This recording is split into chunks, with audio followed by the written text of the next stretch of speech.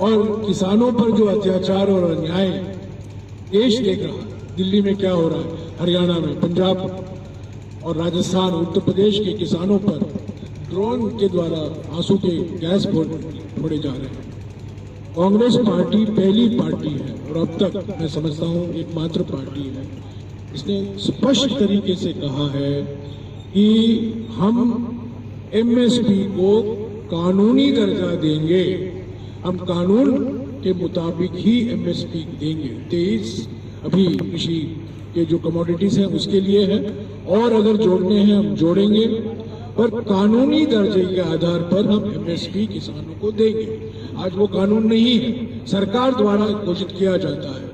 हम कानून पारित कराएंगे, विधेयक पारित कराएंगे लोकसभा में, राज्यसभा में, और एमएसपी तय होगा। किस आधार पर तय होगा वो भी हम खड़गे जी और राहुल जी ने स्पष्ट किया है कि चौधरी चरण सिंह जी को और डॉक्टर स्वामीनाथन को तो भारत रत्न दे दिया, और जो स्वामीनाथन आयोग की सिफारिश थी कि तो खेती की लागत को लेकर उसको 1.5 गुना स्तर पर एमएसपी तय किया जाए किसानों के लिए, उस पर प्रधानमंत्री ने अपनी चुप्पी नहीं तोड़ी। 4 साल से किसान संगठन यही मांग कर रहे हैं, और कांग्रेस पार्टी ने कहा है कि पहला कदम एमएसपी के लिए कानून लोकसभा में और राज्यसभा में, और दूसरा कदम विस्तृत तरीके से जो खेती की लागत अनुमान की जाती है उसका 1.5 गुना स्तर एमएसपी घोषित किया जाएगा। सर, इंडिया अभी चुनाव में बहुत कम वक्त रह गया है। आपकी पश्चिम बंगाल में देरी हो रही है, बिहार से नीतीश जी छिटक गए हैं, यूपी की बात करें आरएलडी भी का भी समर्थन जो भाजपा की तरफ जाते दिख रहा है। हमारे साथ एलडी है, आरएलडी भूल जाइए, एलडी हमारे साथ है।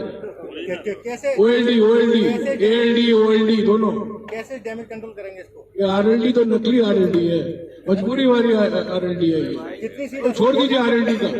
जम्मू और कश्मीर और पश्चिम बंगाल में बातचीत चल रही है, अंतिम रूप दिया जाएगा। आप बेफिक्र रहिए, अंतिम रूप दिया जाएगा।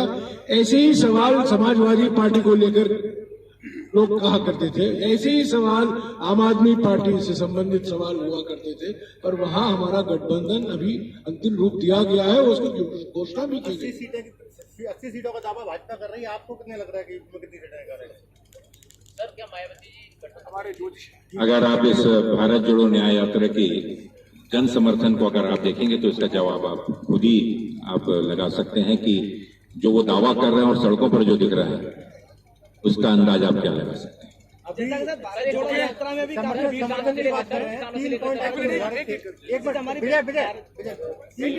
आप एक सवाल पूछ जैसे भारत जोड़ो यात्रा पहले आपने स्टार्ट की थी, उसका राजस्थान, मध्य प्रदेश वगैरह में कोई इसका रिस्पॉन्स नहीं निकला, इसे आप कैसे देखते हैं?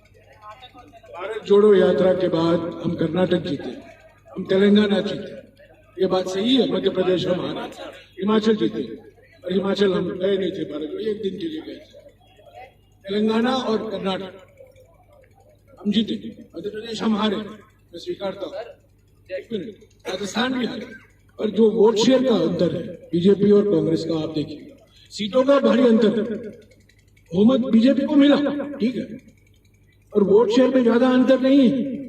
और कर्नाटक में और तेलंगाना में जो बहुमत हमें मिला है सीटों के आधार पर और वोट शेयर के आधार पर, बिल्कुल साफ है कि जनादेश कांग्रेस के पक्ष में है, और इसका एक कारण भारत जोड़ो यात्रा है। और मैं फिर से दोहराऊंगा, यात्रा भारत जोड़ो न्याय यात्रा चुनावी यात्रा नहीं है, सीटों के लिए नहीं निकाला गया, चुनाव के लिए नहीं निकाला गया है, ये वैचारिक यात्रा है। इससे संगठन मजबूत होता है, संगठन में नहीं एकता होती है, और वो संगठन कार्यकर्ता चुनाव के दिन जाएंगे और हमारे पार्टी के उम्मीदवार और हमारे गठबंधन साथी के उम्मीदवारों को जरूर जिताएंगे। अभी भोजन का समय हो गया है, आप भोजन इंतजार करना, चलिए।